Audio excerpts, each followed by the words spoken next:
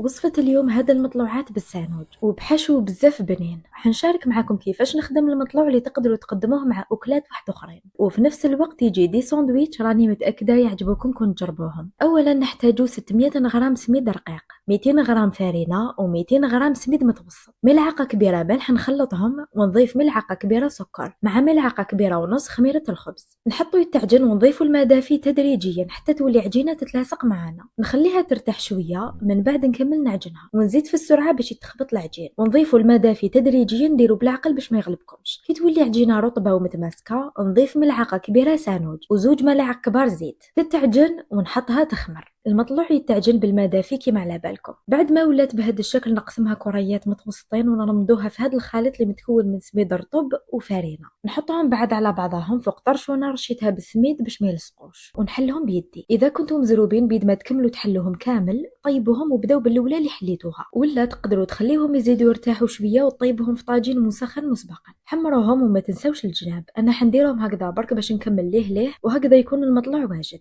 الحشو اللي استعملته درت بطاطا مقليه مع صدر دجاج. نخلي لكم التوابل اللي تبلتهم به اسفل الفيديو مع كريمه الجبن اللي كنت شاركتها معكم في فيديو سابق. نجيب مطلوعه نفتحها، نحط كريمه الجبن، بطاطا، الدجاج اللي يبان ماريني بصح ولا لا باسكو درت كميه مليحه تاع فلفل عكري، مايونيز، جبن من الافضل يكون يذوب، واغلقوا عليهم وسخنوهم فوق الطاجين باش يذوب الجبن، ولا تقدروا تخليهم هكذا كما تحبوا. بلا ما نحكي لكم على البنه، لازم تجربوهم وتبعثوا لي تطبيقاتكم.